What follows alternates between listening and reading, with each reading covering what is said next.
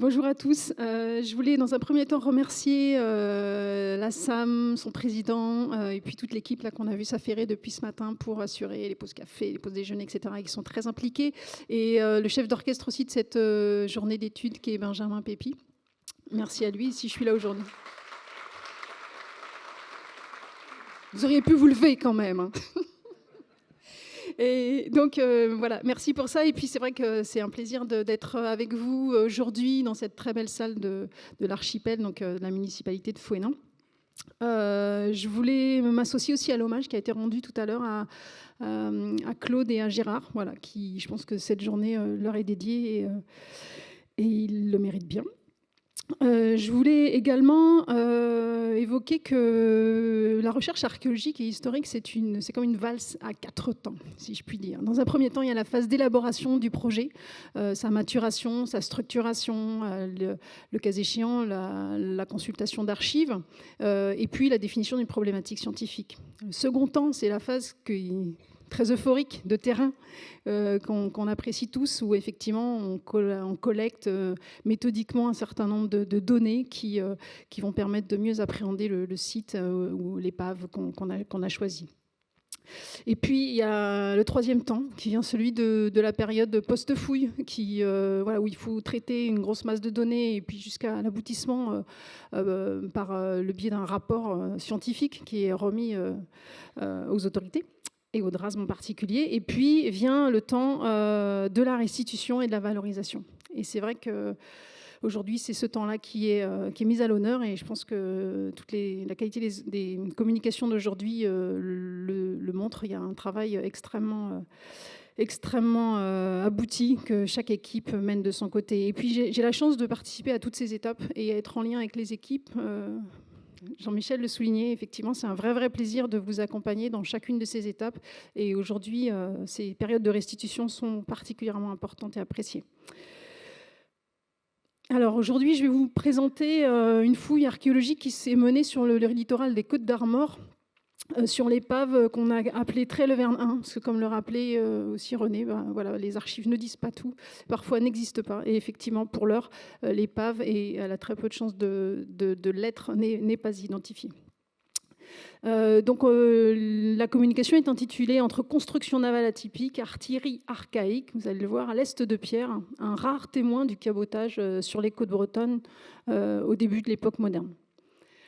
Alors si on repart un petit peu à la découverte de quelques années en arrière, d'abord la géographie du site. Le site se trouve donc, comme je le disais, sur le littoral des Côtes d'Armor. Il est, vous le voyez, dans l'est de l'île Thomé, donc à proximité d'une série d'écueils rocheux. Et vous voyez sur zone l'André Malraux, qui est très près des têtes de roche, et ce qui donne quelques frayeurs au capitaine du navire. Le site, il a été déclaré et découvert en 1994 par Michel Cloître, qui n'est pas parmi nous aujourd'hui, mais qui est aussi un grand monsieur de la plongée et qui a déclaré un nombre innombrable d'épaves.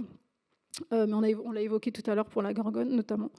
Et donc l'épave a été caractérisée au départ comme l'épave au boulet de pierre, puisqu'elle a livré un certain nombre de spécimens qui lui ont donné dans un premier temps son nom d'épave au boulet de pierre. Alors, donc en 1994, c'est la déclaration par Michel Cloître de cette épave. En 1995, une première expertise dans des conditions assez dantesques est réalisée par Michel Lourd, suivie en 2003 d'un premier sondage archéologique mené par Michel Lourd et Elisabeth Vera. Et en 2017, je programme un sondage archéologique pour retourner sur le site, déterminer son état de conservation et en prévision d'élaborer un programme un petit peu plus ambitieux et extensif et un programme de fouille sur cette épave.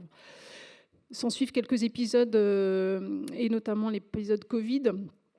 Et en 2023, donc, s'organise la première campagne de fouille sur l'épave, suivi d'une autre en 2025 pour le démarrage d'un programme pluriannuel, donc initialement conçu entre 2024 et 2026, dont j'assure la direction en 2023 et puis la codirection après avoir sollicité Elisabeth Vera pour la campagne 2024. Donc les moyens nautiques ont évolué au fil du temps. Et aujourd'hui, nous avons la chance de bénéficier du support et d'un des navires hauturiers du DRASM, donc en l'occurrence l'André Malraux. Alors, quel est-il ce site? Eh bien, c'est un site qui a été caractérisé et découvert par Michel Coart parce qu'il est, en son centre se trouve un véritable tumulus de pierre qui mesure 10 à 13 mètres de section, enfin, d'envergure, et qui du coup comportait également 2 ensembles d'artillerie que vous voyez dans les petits ronds latéraux, les petits ronds rouges, donc des pièces d'artillerie qu'on a caractérisées dans le titre d'archaïque, mais qui du coup sont que je vais détailler tout à l'heure. Et de l'artillerie donc à fret de fer. Et puis donc sous cet ensemble on va dire ces pierres, on va les caractériser tout à l'heure, se trouvaient des vestiges d'architecture navale qui avaient été révélés par le premier sondage réalisé par les équipes du DRASM et qui indiquent, au regard notamment de l'artillerie à fret de fer, les indices d'une rare épave des 15e, 16e siècles, sans donner plus de précision à ce stade sur la chronologie. Époque de transition architecturale, René a parlé tout à l'heure de la transition du Clin et vers l'architecture navale à franc-bord. On est sur cette période assez cruciale du passage de l'un à l'autre. Et donc, la conclusion du rapport d'expertise de 2003 était qu'il semblait raisonnable de proposer de démarrer un programme plus ambitieux sur l'épave de Tréleverne et considérer que c'était un objectif prioritaire. Le fait est que le temps a passé avant le démarrage de ce projet scientifique. Alors sur cette carte, sur le manuel de pilotage à l'usage des marins bretons de Guillaume Brouscon de 1548, on vous a replacé, je dis on parce que vous l'avez vu sur la diapositive introductive, cette fouille est copilotée avec Elisabeth Vera, mais Éric Ritt suit de très près l'étude architecturale et Catherine Navier, qui ne peut être malheureusement parmi nous, est en charge de l'étude des bois de l'épave. Donc c'est une communication qu'on a préparée à 4 mains.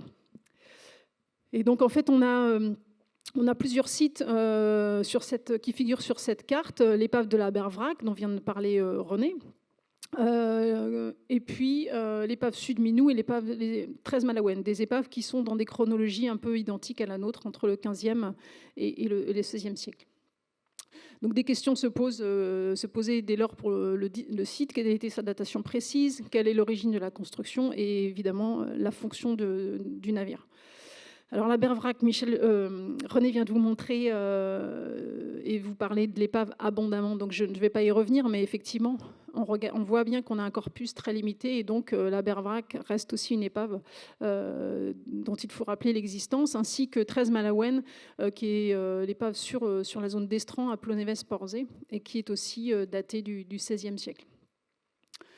Et puis on a une autre épave à Clin, donc rarissime, qui est actuellement sous 2,50 m à 3 mètres de sédiments, qui s'est révélée à la faveur d'un démaigrissement sédimentaire en 2018 et qui a été donc redécouverte puisqu'elle avait été déjà signalée par le CHUM en 1975, mais comme goélette ou sablier, ce qui était assez peu précis compte tenu du fait qu'en fait il s'agit donc d'un navire de plus de 35 mètres de long présentant une structure architecturale à Clin, donc rarissime et qui a été retrouvée dans le cadre du projet de recherche des épaves de la Cordelière et du Regent, campagne de recherche systématique que nous avons menée avec Michel Lourd en 2018 et 2019 et qui a permis de révéler ce site qui n'est ni l'une ni l'autre des 2 épaves convoitées, mais un navire probablement associé à la bataille en question, peut-être une Ourque flamande qui est dotée donc d'équipements et de soldats, dans la mesure où il n'y a pas d'artillerie du tout à bord. Ce n'est pas un des navires que l'on recherchait, mais cette épave méritera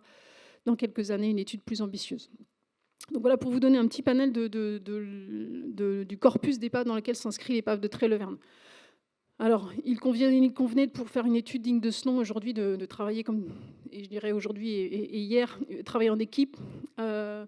Donc la codirection scientifique est assurée avec Elisabeth Vera. L'architecture navale, on retrouve Éric Ritt. secondée par Elisabeth Vera. L'étude dendrochronologique est assurée par Catherine Lavier.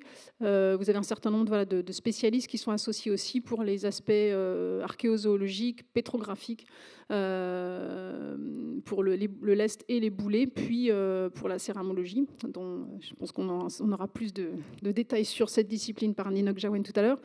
Et puis l'étude de l'artillerie et de la palino qui est aussi en cours. Mais on va revoir tout ça dans le détail. Les deux campagnes de 2023 et 2024 se sont déroulées sur un temps sur 3 semaines, sachant que pour l'année dernière, on a eu finalement 8 jours de mer, compte tenu des aléas météo qu'on peut parfois essuyer dans ces contrées. Le lever au multifaisceau réalisé avec le multifaisceau qui est sous la coque du Malraux permet de voir ce petit monticule, ce tumulus de pierre, et puis les deux zones, les petits ronds jaunes latéraux, à la fois ouest et sud, qui permettent de voir le lest qu'on a déjà déplacé méthodiquement pour étudier et atteindre l'architecture navale. Donc le site, vous l'avez sous les yeux.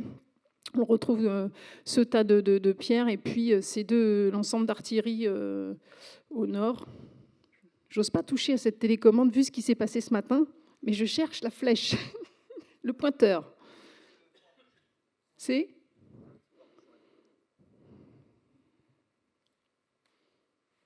ouais, j'ai réussi. Merci. Donc le premier ensemble d'artillerie ici, donc au nord-ouest, et puis le deuxième ici au sud-est.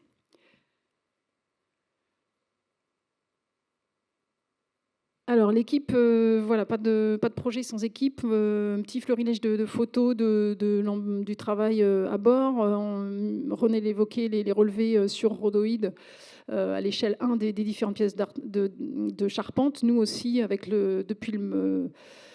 sur le pont du Malraux, dans les épisodes normalement aussi tempétueux, nous avons mis à profit le temps qui nous était imparti pour relever à l'échelle 1 ces pièces de charpente consciencieusement démontées et puis étudier toutes les traces d'outils, les traces de mise en œuvre et puis aussi les assemblages et prélever un certain nombre d'échantillons en vue de la datation notamment de l'épave. Voilà le PC scientifique de l'André Malraux où se déroulent les briefings avant chaque plongée et aussi les périodes de débriefing. Donc les marins nous regardent des fois avec de gros yeux parce qu'on passe notre temps en réunion à débriefer. Mais ça fait aussi partie de la collecte de la donnée scientifique. Voici un plongeur au fond en train de préparer la remontée de ces membrures assez conséquentes, vous le voyez, et puis la remontée sur le pont du Malraux.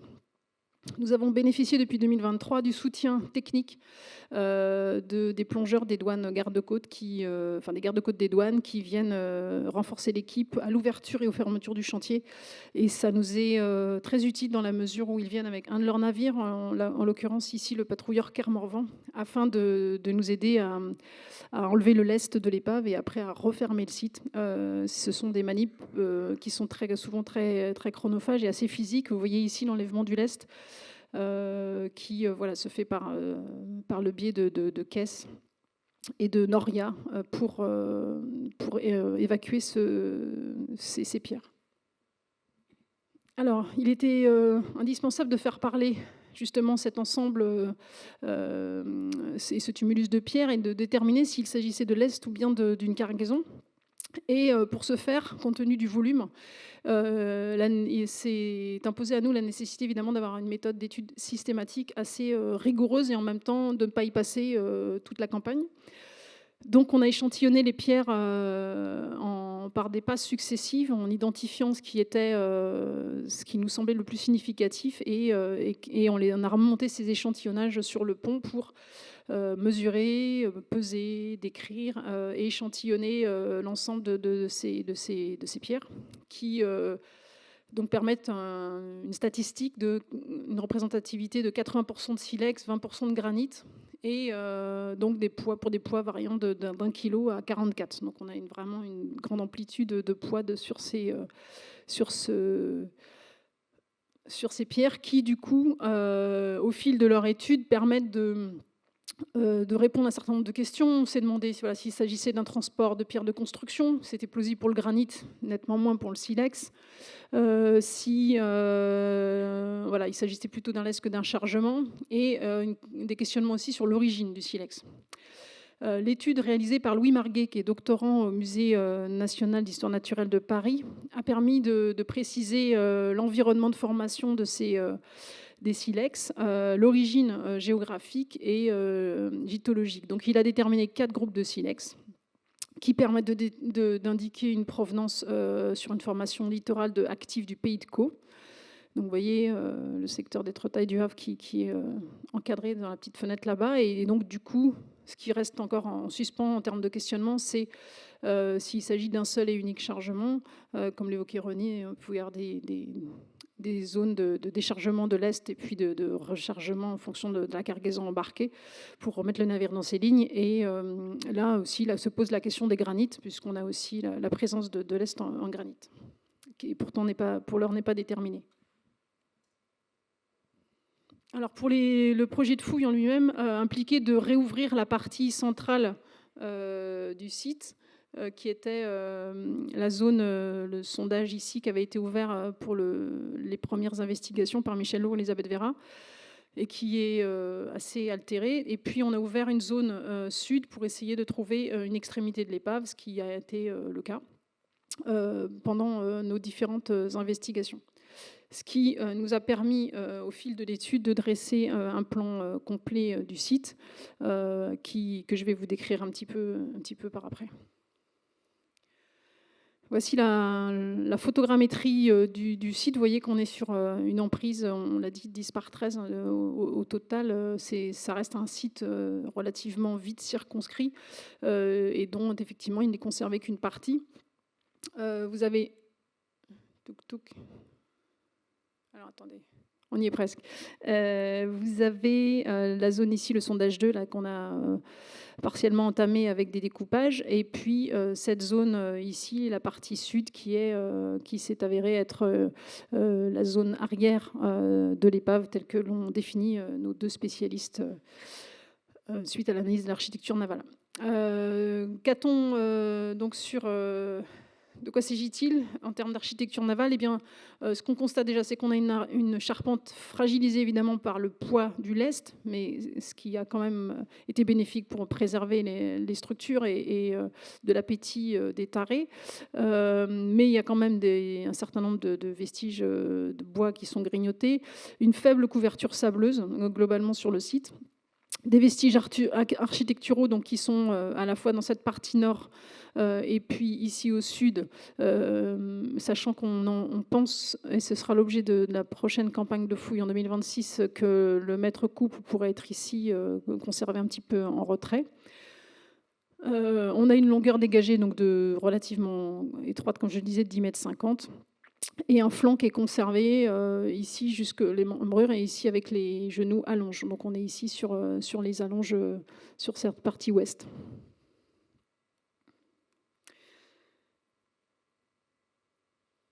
Alors on a je ne rentrerai pas dans le détail de la charpente parce que ça nous amènerait très loin, mais on peut en discuter si vous le souhaitez. On a dans l'étude a permis d'identifier cette quille qui est également en hêtre, comme sur la Berverac, et qui est relativement plate et qui est flanquée de 2 galbords qui forment donc un U. Donc, on appelle ça donc une structure en poutre creuse. C'est l'expression d'Éric Ritt. Et puis donc ces 2 galbords sont relativement épais et ne reposent pas, vous voyez, dans une rablure comme ce qu'on connaît assez classiquement. Ces galbords sont en normand. Alors, ce qui a été une découverte importante pour nous et tout à fait original, c'était que... je recherche toujours mon petit laser.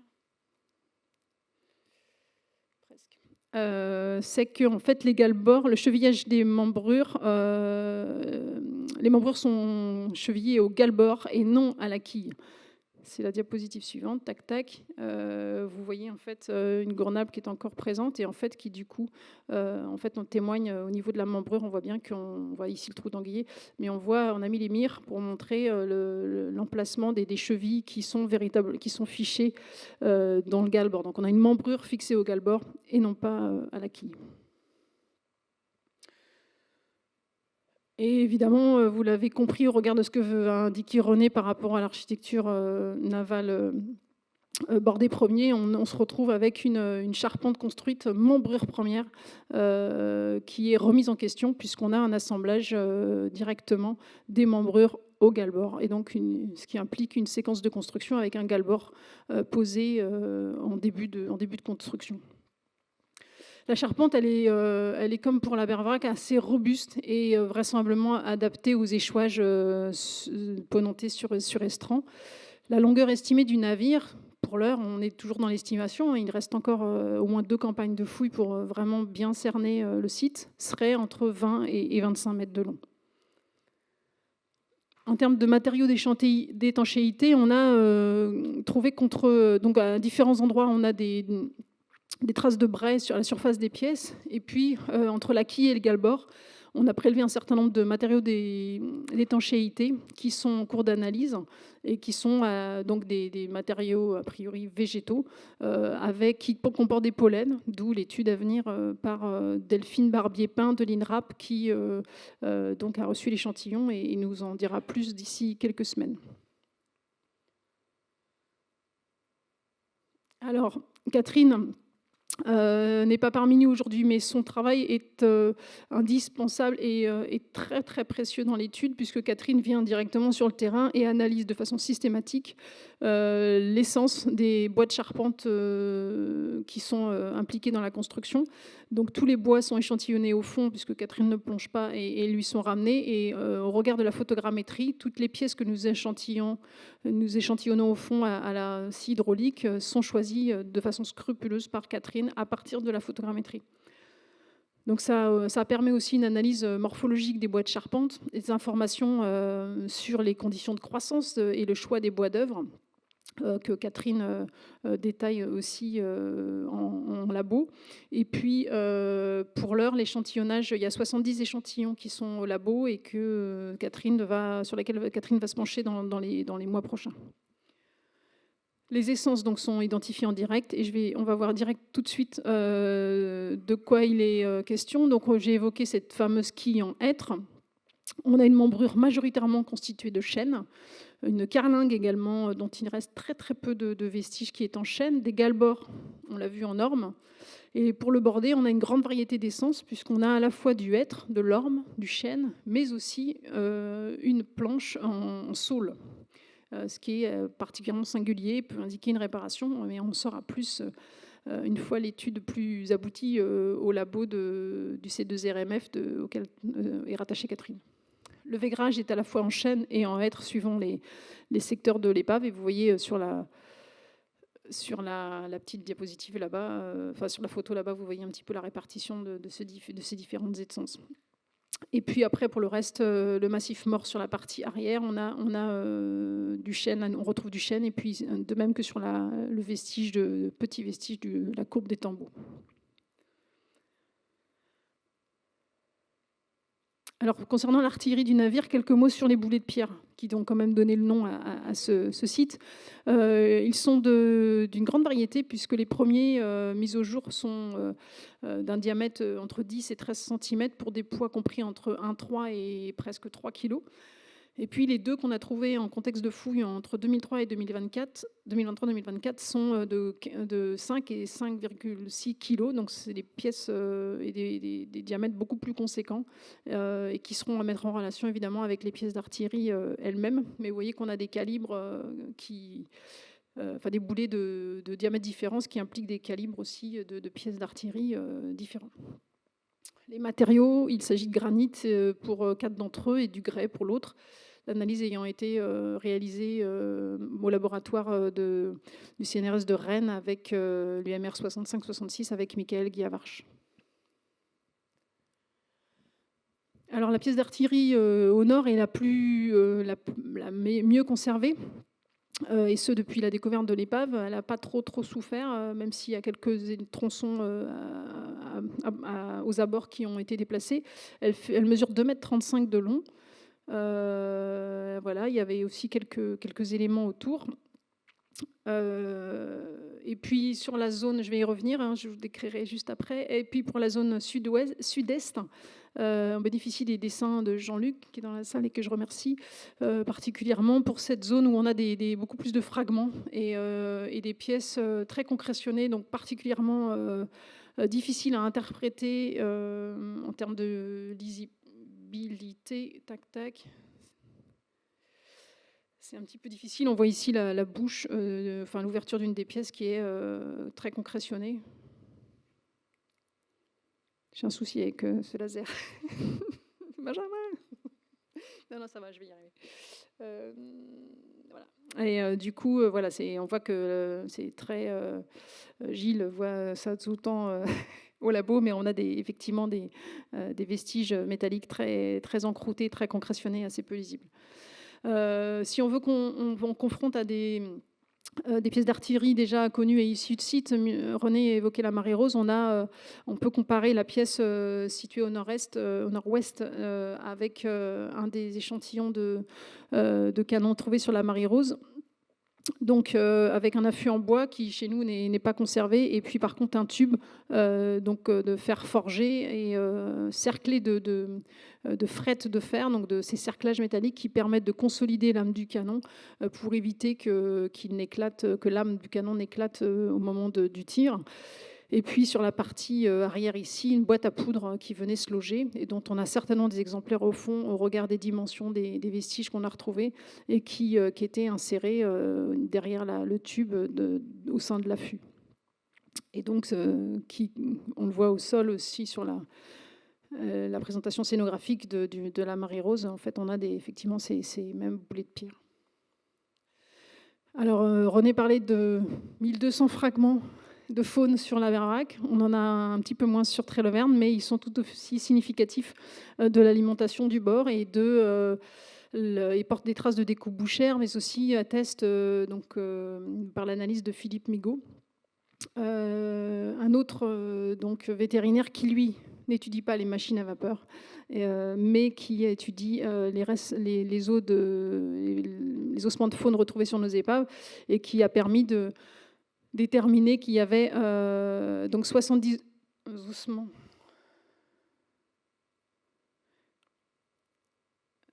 70 ossements de bovins et de porcs, et avec des fragments de crâne, des maxillaires inférieurs et des cervicales. Et pour lui, donc, les fragments de crâne notamment indiquent la présence d'animaux sur pied à bord. Alors, concernant le mobilier et la céramique, le mobilier est très peu abondant. On a vu qu'il y avait quelques boulets ponctuellement retrouvés en contexte de fouille. Et puis, en 2023, a été retrouvé ce fragment d'assiette à marly, donc céramique glacurée sur engobe, qui a un diamètre restitué de 24 cm. Et donc cette assiette, en fait, a fait beaucoup parler les céramologues qui finalement ont été nombreux à se pencher sur cet échantillon, mais évoquent une provenance du sud-ouest, dans la région de Toulouse, probablement le centre potier de Cox-Lomagne. Mais la datation qu'on nous a avancée est un petit peu décevante dans la mesure où la fourchette est située entre le fin 16e et le 18e. Donc, ce n'est pas un indice significatif qui nous permettra d'avancer véritablement dans la datation du site. Et on attendra avec impatience les résultats de Catherine Lavier. Pour ce qui est des concrétions ferreuses, elles ne sont pas très abondantes, mais elles sont quand même présentes sur le site, un petit peu à l'extérieur d'ailleurs, et puisqu'il y a certainement un espace de déversement dans la zone ouest du site, l'épave étant légèrement inclinée sur le flanc qui, donc somme toute, doit être le flanc donc bas bord, puisqu'on estime avoir trouvé l'arrière. Et on a un certain nombre de concrétions qui ont été relevées aussi par Jean-Luc, Il a fait dans le métal. Après l'artillerie, il a fait les concrétions métalliques.